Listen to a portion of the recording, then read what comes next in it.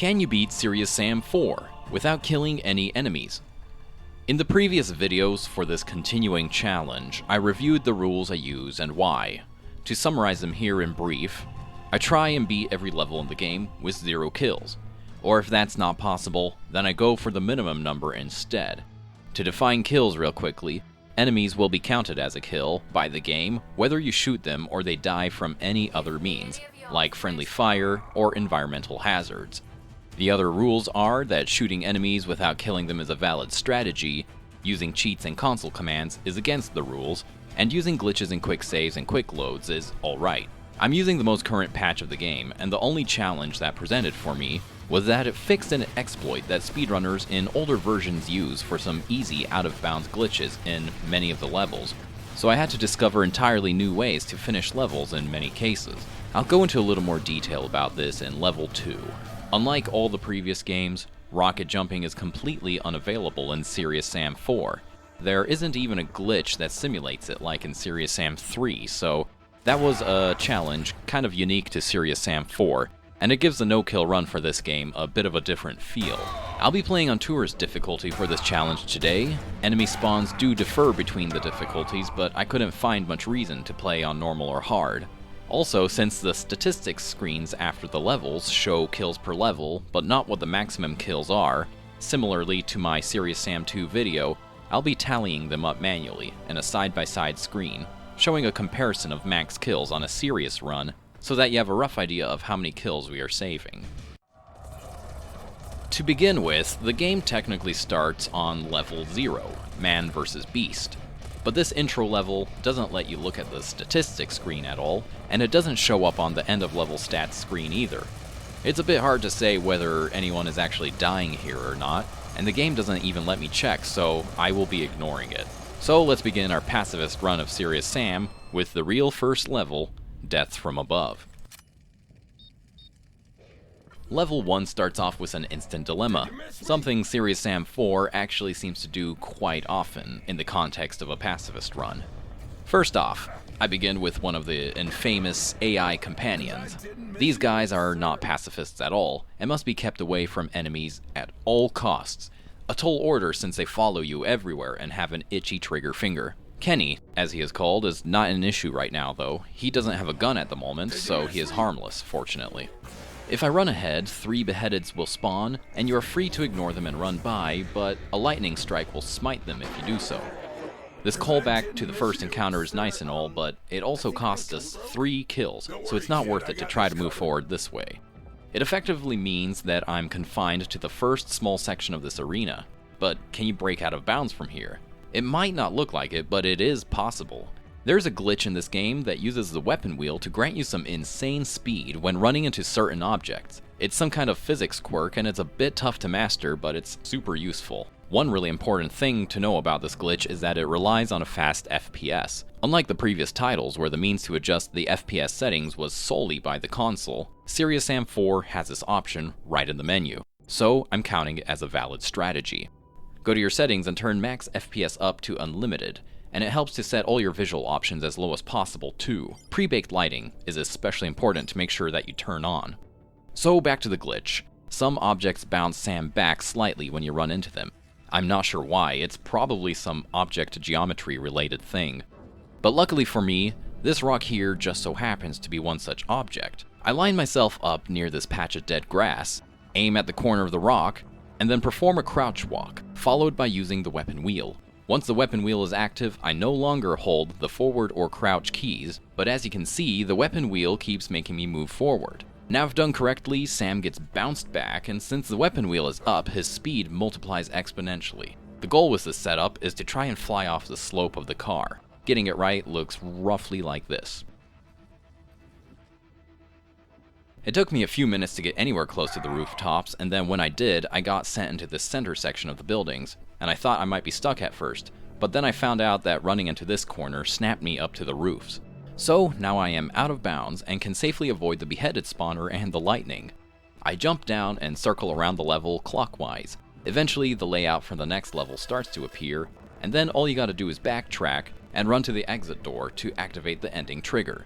So in keeping with the other games so far, It's possible to beat level 1 with 0 kills.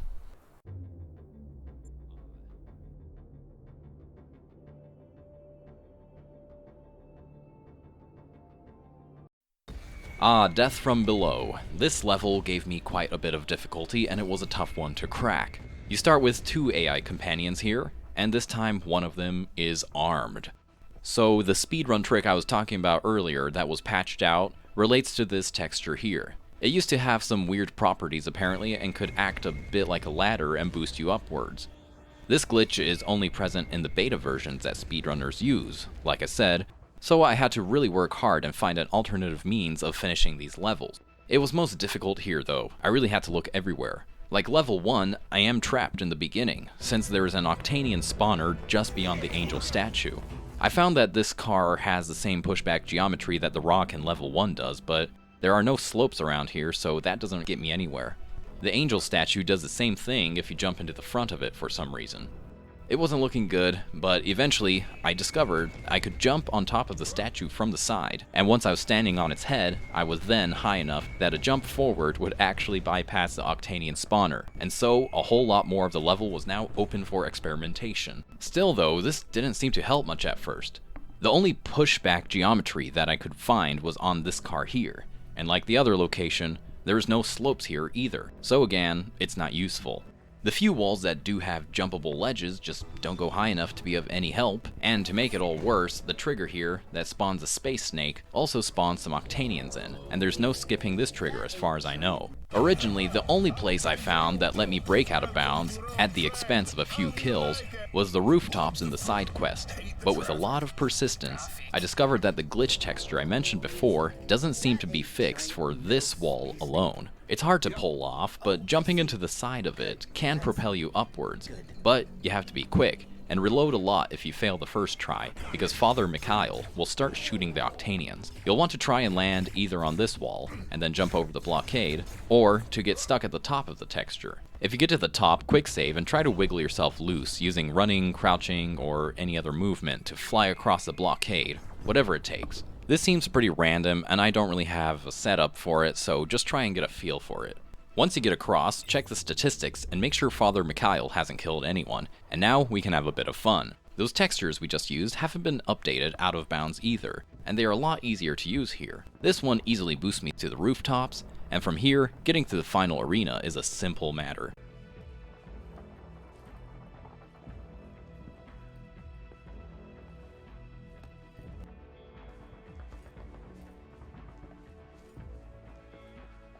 You can also use the weapon wheel as you descend the roof slopes to get a huge boost. It's pretty fun. Now it's the ending fight with a bunch of AI companions, and it is helpful here at least, because everything needs to die in order to progress to the Space Snake fight, which will then end the level. I beat this level with 151 kills.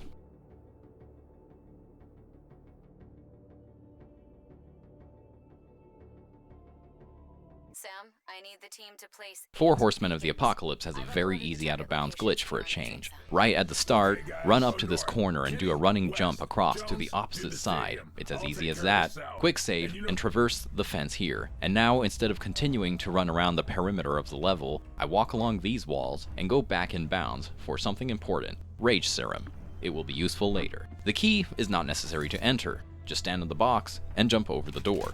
To get back out, you gotta use the weird geometry on the shelf here. Jump at it until you're standing on top of it, and then carefully crouch walk to this slightly lower corner. Be careful not to drop down though. Instead, turn around and go back out of bounds on this side of the level. There's no particular route that is necessary to take at this point. As long as you follow the flow of the level and make it to the Colosseum at the end, you'll be fine. I personally like to track along the walls here and go back to the right side of the level, which is a bit faster. The only difficulty on this route is crossing over this building and wall, which is possible, but not intuitive.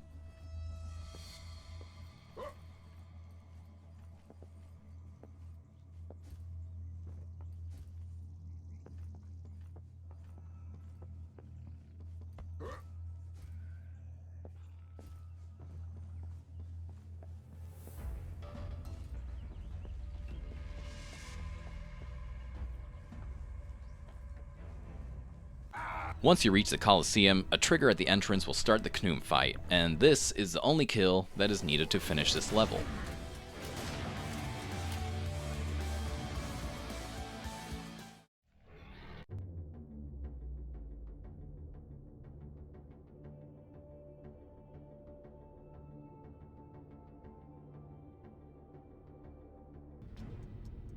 Gates of Hell. This level uses the same layout as the previous one, but you play the level largely in reverse now.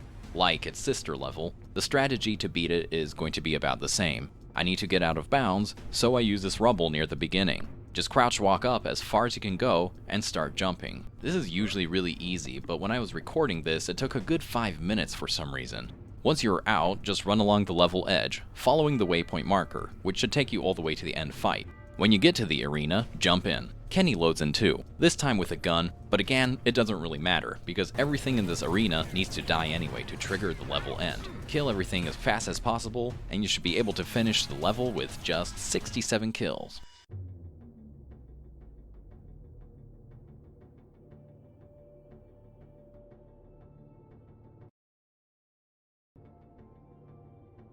Again, this level starts you off with a troublesome, trigger-happy AI companion. And yet again, there are a host of enemy spawners right in front of us. The only way out of bounds is a ways up the hill, so to prevent Rodriguez from shooting anything, you have to be fast and precise. So get ready to reload a few times. Equip the Rage Serum and start running forward. When you reach the Colossi, use the Rage Serum, which will greatly increase your speed, and run past it all the way up to the sniper nest. To exit, you can jump along the edge of the fence and over the wall, but this is just not fast enough. You will always get one kill here thanks to Rodriguez. What you have to do is run at the fence and jump up while on the slope, so that your jump boosts you on top of it. Then, you can quickly run along the wall and reach the out-of-bounds section, and then just keep running so that Rodriguez follows you. Check your kill count, and you should now have 0. Take a sharp left near these initial structures to proceed, and you'll find yourself above the alley fight section, which you'll need to cross. Go down, and to get out of bounds again, jump on this box, and then once more to catch this rooftop. You gotta quick save and be fast because some Gnars spawn here, and if you take too long to get the jump, Rodriguez will start shooting. Follow the waypoint marker to the exit now. All you have to do to beat this level is to touch a trigger near the middle of the ruins, meaning we can beat the die is cast with 0 kills.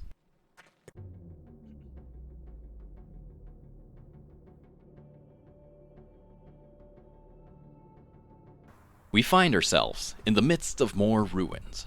Rather than running to the left, as intended, run right ahead and try and catch a jump on the broken bit of ruin ahead. Now that we are out of bounds, just make your way to the end arena. I like to go this way.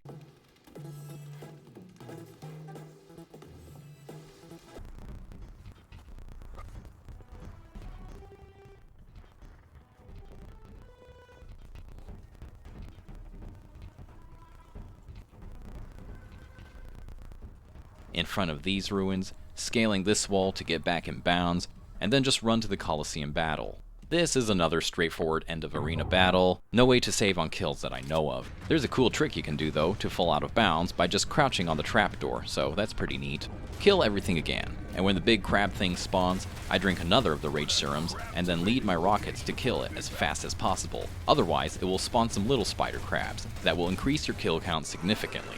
I beat this level with 120 kills, although I somehow got 118 in my practice run. I have no idea how. I tried a few times to replicate it, but was unable to. There are some spider crabs in these starting catacombs that, if left to their own devices, will follow you out and likely drown in the river, increasing your kill count. So it's important to run to the exit, round them up, run them back to the start, and then return once more to the exit so that they will get stuck on the walls or other objects and remain safe. Now exit into the river. Swim all the way to the invisible wall in the center and start swimming to the right side. This strategy that I found for minimum kills kind of works, barely works, but it's incredibly tedious and requires many resets. It is, however, a huge improvement on my original tactic that involved just running and tanking hits, which netted me 26 kills. This strategy is tedious because there are a bunch of processed hanging around the riverbanks, and if RNG is not in your favor, they will wander right into the water and drown. I tried some tactics to lure them away from the river, but nothing seemed to work, so here we go. Run to this blocked off underpass and use the pile of rocks to climb the buttress by jumping into this corner. Jump on top of the blockade and you will notice an invisible wall, but crouching right near the side closer to you will let you fall past it and keep going. Now we are out of bounds, and this wouldn't be nearly as difficult if we didn't have to run so far. We gotta reach the level exit, but since we are in the canal, we gotta run a ways off until the geometry finally lets us climb the hills and then return on a higher up path to the ending arena. It takes a few minutes, and you gotta keep checking your kill count, and more often than not, it will not be 0, because of those annoying processed back at the start drowning themselves. So then, you gotta try again. Those processed don't seem to stop moving. I hope that being far away from them would unload either them or the water, but that doesn't seem to be the case, so just cross your fingers and keep reloading if you see a kill. Several attempts later, RNG was finally on my side, and I beat the level with no kills.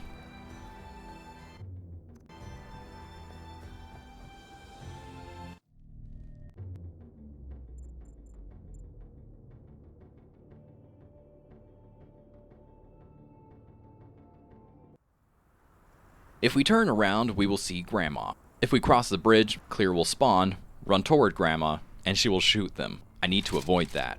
On either side of this bridge are trails that end in blockades at the underpass. Take the left route, so that we can pick up this holo-decoy, and then enter the river, and move forward until you hit the invisible wall. It's fortunate that the invisible wall only exists in the actual water, because at the side here is a tiny bit of land you can walk on.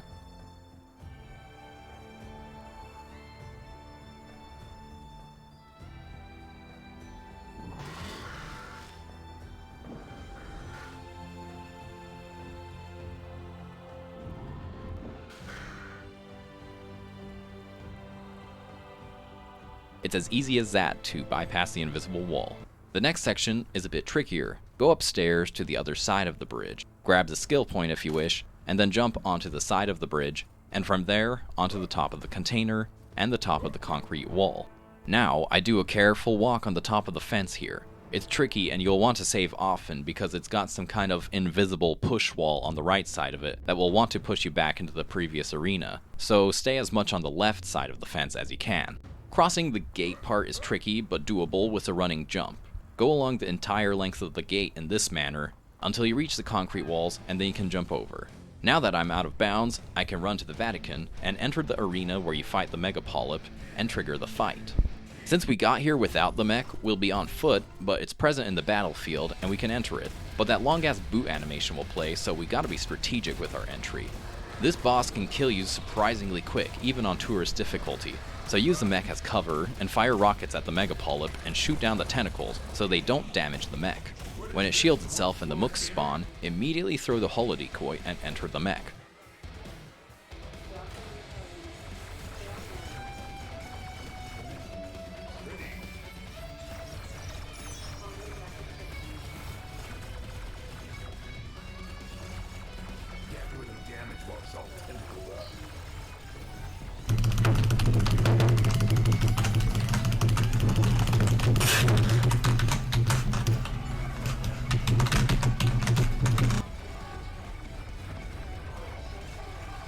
As soon as you regain control, try to kill the Megapolyp as quick as possible, and try to dodge and ignore the other enemies to keep them safe. A couple of friendly fire kills probably happen at this point because this fight gets really hectic this low on health, but I managed to finish with just 27 kills.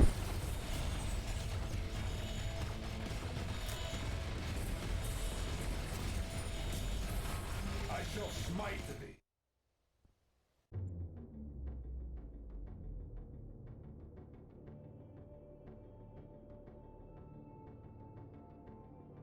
Ah, fresh air. We start on a hill overlooking the vast countryside. Brace yourself, you're going to be seeing a lot of it. I begin by taking a circuitous route to the motorcycle by the waypoint in order to avoid the first little skirmish. When you hop on the motorcycle, drive forward until the first big left bend, and then detour a bit into the woods. We want to avoid a werebull spawner. Now, navigate to the little village that's on the main route, specifically to this well. This well can give you some ludicrous speeds. Observe. If any of y'all French people can hear this, me and my gal Aubrey are stuck in this here bell tower, which you might find funny seeing as To pull this off, just crouch under this part. Usually, you will go flying simply by releasing the crouch button, but ideally, you'll want to crouch under and remain there even when you release the button. Quick save. Now you'll be wanting to look in this general direction, around the third line from the right. Move forward to go flying, and by doing some quick hops and briefly tapping left a few times, I influence the direction that I'm flying, but don't hit left too much. Otherwise, you will quickly start to lose momentum. I try to reach the top of this cliff. Sometimes you make it with room to spare, and other times, like during this recording, I barely made it and had to carefully finish jumping up.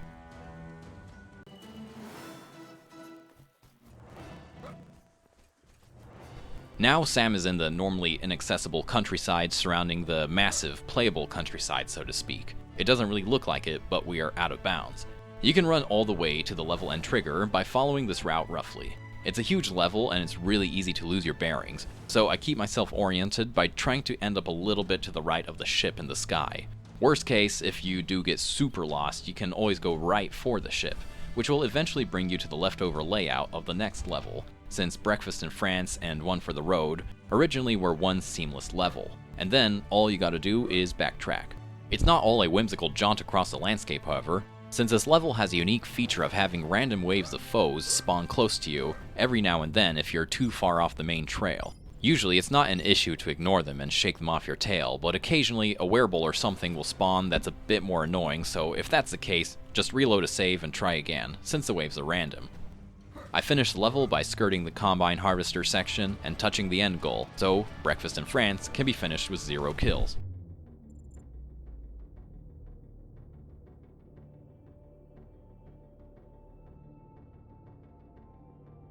This level has a very useful mech in it.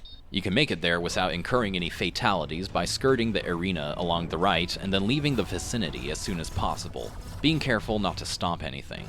Now I get lined up by this tree and move forward. There's a little shrub which I will circle that you can use as a visual aid. Move forward until it dips below your health bar, and then dash, and keep mashing the dash button to fly forward and out of bounds. It might take a few tries, especially if you're going for no kills, but with some persistence, it's definitely possible. Shoot your way through the woods. If you head roughly toward the waypoint, that's fine. You just want to avoid the swamps in the side quest, since there are some enemies there that will most likely die if you alert them. Be careful also not to end up back inbounds on the road following the quarry fight. When you arrive at the final arena, out of bounds, use a boost on this cliff to get up onto the rooftops. Before triggering the fight, I like to destroy the trees to clear the arena out a bit, and make it easier to boost around. This one is invincible for some reason.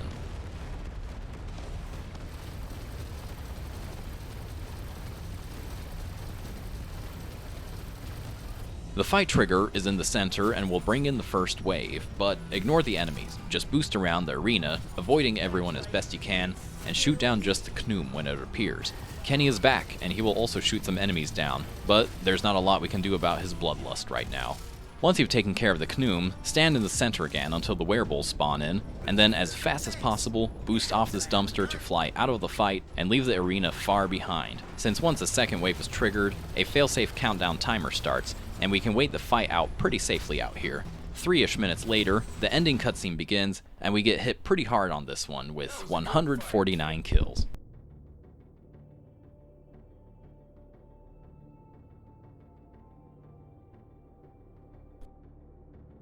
What's worse than an AI companion? 4 AI companions. To make matters worse, a spawn trigger a few steps forward will make some process climb up the hill and start wandering toward our trigger-happy comrades. So, again, I'm confined to the very beginning of a level with AI companions that I can't really control. There's a big level skipping boost that can be done with the garbage container here, but the enemy keeps dying. How to fix this? I found 2 things that help. First, move forward just enough to spawn the processed. The AI companions will follow your movements at this point, so lead them back to the starting wall as far as you can.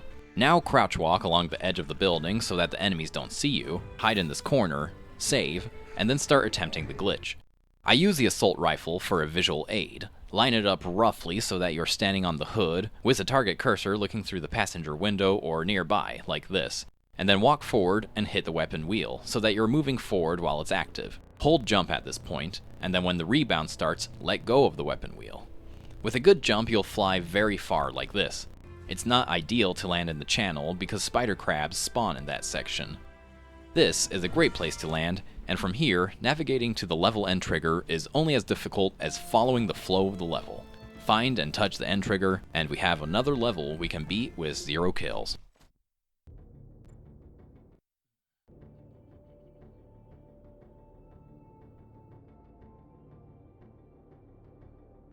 To start, just jump off the bridge to the left and run to the cliff. Don't pass the arch, because that makes harpies spawn, and they get alerted pretty easily. Jumping up the cliffs here is not difficult, just mash spacebar and follow this route.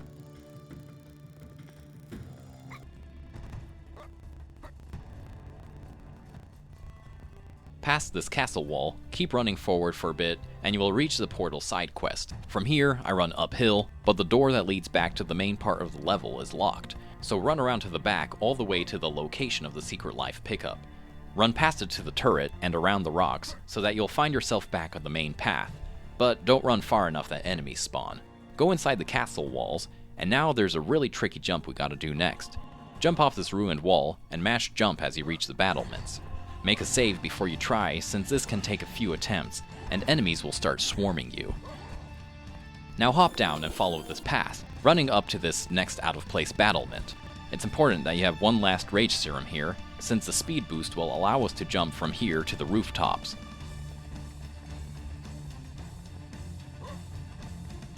Keep hopping up the roofs to this next battlement, and then from here, make a jump around the tower to the next roof. This vantage point will finally allow us access to the final arena. The fight that commences here has some unavoidable bloodshed. Hit a trigger near the middle, and shoot the Witch Bride, Spider Crabs, and Belchers down. The wave after this one consists of Harpies and Reptiloids. Out of these enemies, it's only necessary to kill 10 Harpies though, so try and keep everyone else alive. And finally, Werebulls and Gunars appear. Finish them off and then hang out until the level ends with 147 kills.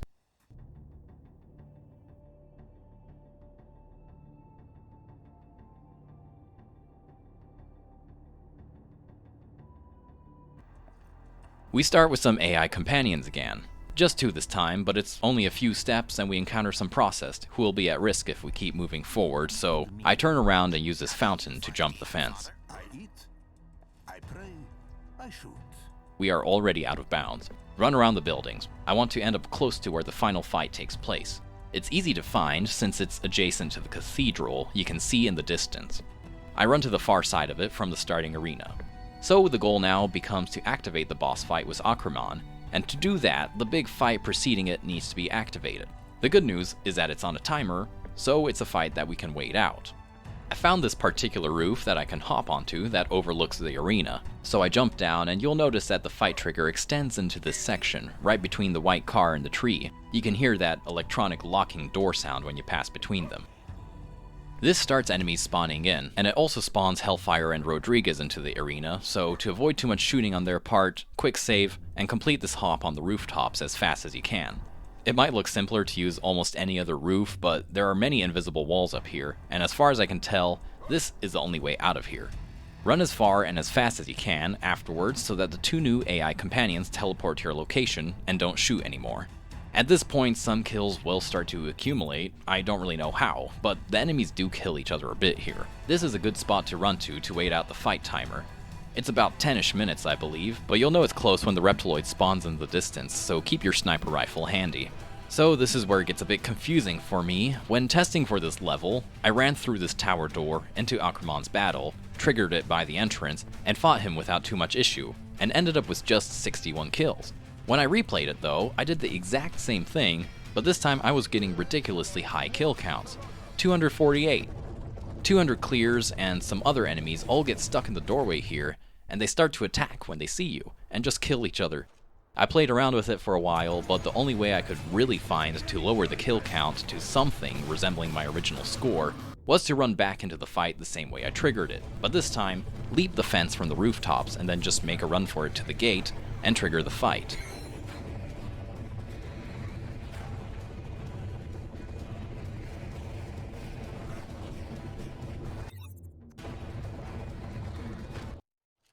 Once I was in the boss fight, the same problem with 200 enemies in the doorway occurred, but as long as I kept to the side and out of visual range of them, they didn't kill each other.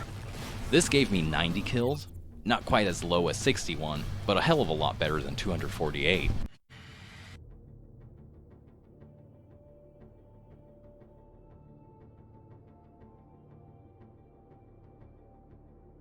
You might think that there's not much to do in this frozen wasteland except to run forward.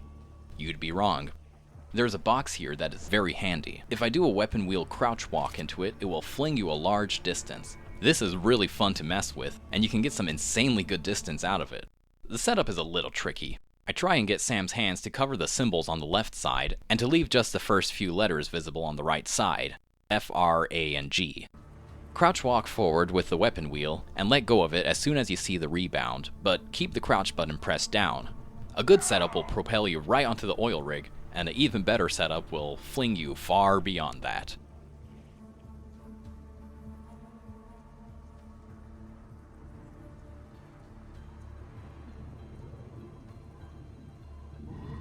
Since this level ends with a location trigger, the package can be beaten with 0 kills.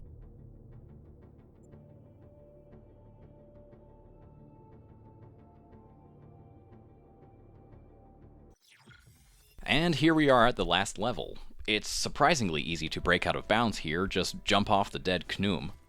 Now run counterclockwise around the level. Don't wander too close to the side quest though, otherwise enemies will spawn.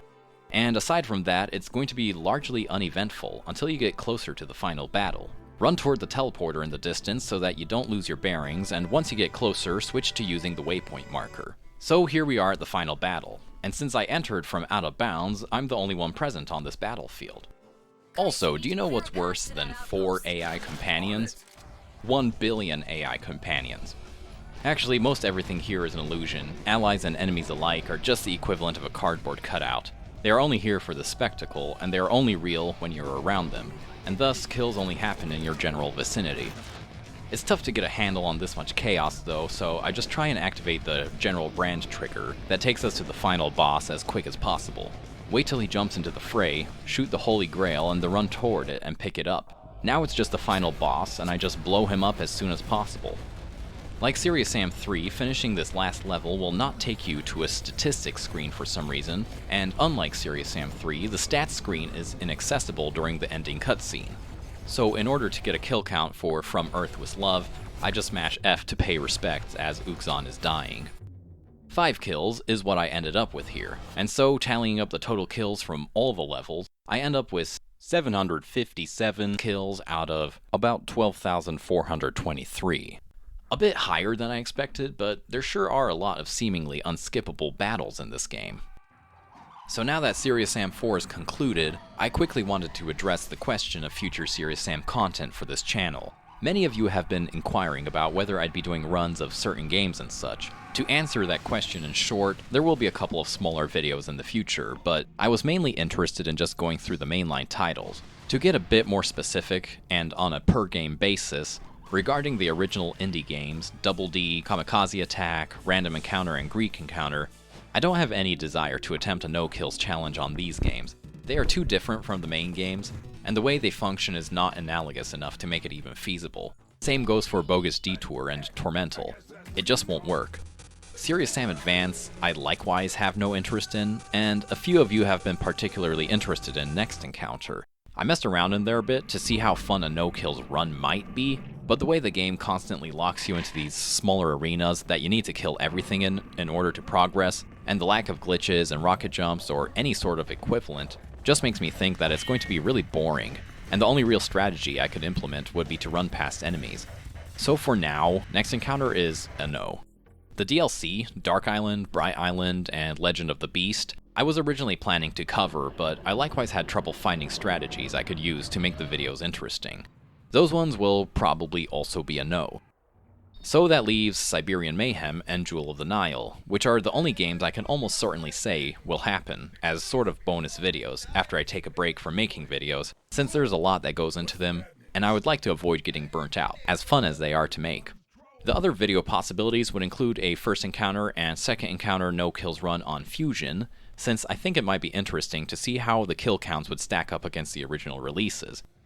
I will also make update videos on Second Encounter 2 and 3 whenever I find or learn of some massive saves, kind of like I did for First Encounter. I also considered the Palm OS release, funnily enough, since I was the first person to ever upload video footage of that game, so it would be fun to revisit it. And the way that game is structured, I am almost certain that a pure pacifist run of 0 kills for the whole game would be possible. So yeah, that's the roadmap. Most certainly Siberian Mayhem and Jewel of the Nile will be covered at some point, and then there's possibly update videos, Palm OS, and Fusion. Everything else I am pretty uninterested in, for now anyway. I want to thank everyone who's been watching the series, and for all the kind comments and support. This challenge has been super fun to puzzle out for these games, and I'm glad you all enjoy it. Let me know in the comments if you have thoughts or ideas for any of the games mentioned, or if you do a no-kills run yourself, I'd love to hear how it goes. Or if you find a way to save on kills that I missed. But for now, I'll see you next time.